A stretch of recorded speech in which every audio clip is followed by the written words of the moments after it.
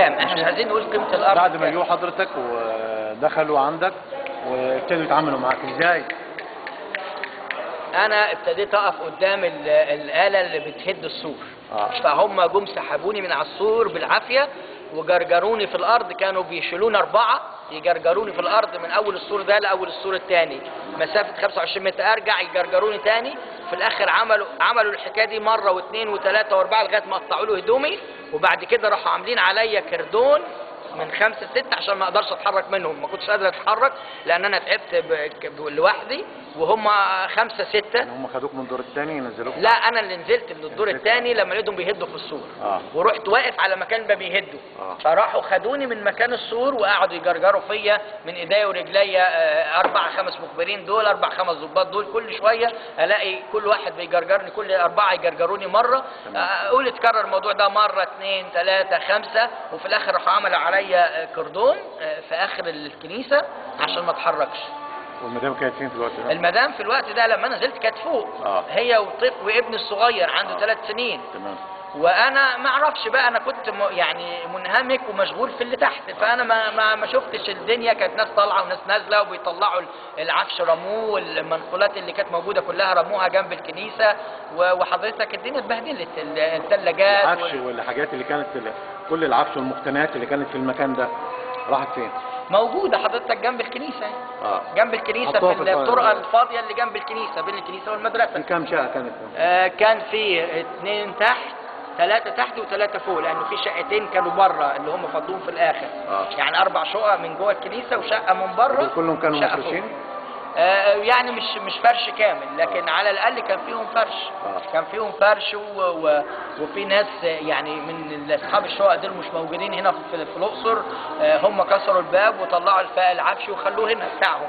يعني هم فجأة دخلوا وحاجتك ومقتنياتك وحاجتك كله اترمى بره. كله اترمى والثلاجات كله اترمى بره. وبتوع الحضانه كان في كام عندك طفل؟ كان عندي 20 طفل في رعايه الطفل بتوع ولاد الكنيسه. الصبح طبعا العيال اتخضوا، دخلناهم مبنى الكنيسه، والاهالي ما كانوش عارفين يدخلوا لان اللي عاملين كردون على الكنيسه ما كانوش عارفين الاهالي يدخلوا ياخدوا اولادهم. الاطفال 20 طفل بالمدرسين اللي معاهم بالداده ما كانوش عارفين يعملوا ايه.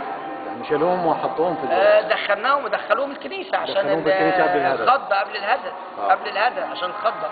طيب وابتدى بعد كده يهدوا ولا ايه اللي حصل؟ هدوا السور ما كملش 5 دقايق حضرتك الدقاق ده يعني وبعد كده دخل على المبنى. طب هل فعلا كان في ميه ونور في المكان؟ لا، ما كانش في. قطعوا الميه والنور من يوم 19/12. قطعهم الدكتور اللواء السيد الوكيل بعد محادثات طويله مع الدكتور صفوت. قطعهم ليه؟ قطعهم عشان يضغط علينا. لانه الدكتور صفوت وقتها ما وافقش لا يجي لهم ولا يقابلهم. قال لهم اللي انتوا عايزينه ابعتوه لي في ورق مكتوب. كان يوم جمعه الحوار ده كله. يعني انت من شهر 12 حضرتك لغايه شهر 3 ما كانش في ميه ولا نور في الكنيسه في مبنى الخدمات. كنت مقيم ازاي؟ انا كنت باخد ميه من ميه الكنيسه اللي من بره والنور من النور الكنيسه. وابتدي يهدوا بقى بالقوه الجبريه. هدوا بالقوه الجبريه وهدوا المدرسه اللي المفروض في حضن الكنيسه. مبنى المدرسه حضرتك ده جوه مبنى الكنيسه، وده اللي بقوله كده يبقى الكنيسه ملهاش امان. يعني ده ملهاش امان طالما خد المدرسه اللي في حضن الكنيسه من ورا داخله على الكنيسه 3 متر واكتر، يبقى هياخد الكنيسه بعد كده. واحنا ما عندناش اعتراض ياخدوا الكنيسه، بس يبنوا لنا كنيسه زيها في الاقصر. الناس تصلي فين؟ هل المدرسة على طريق الكباش؟ ما احنا مش عارفين. هو انا مش في الاثار. هم بيقولوا بيبحثوا اللي هم عايزينه. ليه؟ هم اللي بيقولوا مش احنا. الملعب بتاعها بس هو اللي على طريق الاثار، لكن الباقي كله ده احنا طول يجي 75 متر. احنا بنقول احنا طالما خدوا المدرسه يبقى ياخدوا الكنيسه للمدرسه والكنيسه في حضن بعض. يعني حضرتك ما كانش عندك مانع انك تديهم؟ انا ما عنديش مانع انه ياخدوا مع التعويض المناسب للارض كارض، لانه ده مبنى، دي ارض الله، ارض ربنا مش ارضينا. اما القيادات التنفيذيه كانت بتقول ان انت حضرتك ما كنتش راضي، وان رئيس الطائفه صفوت البياض كان موافق، وانت اللي كنت متعاند في الموضوع. انا هقف قدام رئيس الطائفه واقول له لا، لو وافق. الدكتور صفوت نفسه قال احنا عايزين طلباتنا اللي هيدوها لنا مكتوبه بورق موثق. احنا ما ناخدش كلام شفهي، لانه كلام الشفهي بيرجعوا فيه. يعني احنا عايزين، كان طلباتنا احنا عايزين ورقه تقول ان انت هتدونا ارض احنا عايزين ورقه تقول ان انتوا مش هتهدوا الكنيسه. ما كانش بيدوا لك اي ورقه؟ لا ورقه مين؟ هم بيجوا شافوا وبيرجعوا في كلامهم. كان طلباتك فعلا انك تبني سور الاول عشان ابنوا السور عشان احمي الكنيسه، وبعد كده ياخدوا المبنى. قلت لهم ابنوا له السور وادوني الارض، ادوني الورقه اللي هتخصصوا ليها الكنيسه ارض، وتعالوا هد المبنى في نفس الوقت. لكن هم احنا ما كناش، انا هقف قدام رئيس الطائفه اقول له لا ما يعني تدهمش. ما عرضوش عليك اي شقق ولا اي فلوس ولا اي مبالغ؟ عرضوا عليا شقق او مبالغ امبارح يوم 17/3 عند مدير الامن. قالوا لي يا الشقه يا 75,000. قلت له انا يدوني شقق، لكن ما عملوش حاجه، عرضوا فقط. يعني عرضوا تاني يوم نفذوا؟ وتاني يوم نفذوا الهدد. لا بدون ادوني علم. بدون علم. بدون علم. علم منين؟ يعني هم قعدوا معاك وتفاوضوا ووصلوا لحلول؟ الحل كان مع السيد مدير الامن انه هيدوني شقق، او اللي انا قلت له ادوني شقق، لكن اللجنه اللي جت بعد القعده مع مدير الامن كانت جايه عشان تبني السور. ما تكلموش غير في انهم يبنوا السور. كانوا 10 12 كل واحد يتكلم كلمه عشان عايزين يبنوا السور. بس قلت لهم ما تبنوش السور غير لما تدوني شقق مكان الشقق اللي قال عليها دلوقتي سياده مدير الامن. وهل فعلا حد اتعدى على المدام زي ما هي؟ انا ما شفتش، بس انا عارف انها مش هتكذب. انا ما شفتش ده لان انا كنت تحت وهي فوق، بس انا متاكد انها مش بتكذب.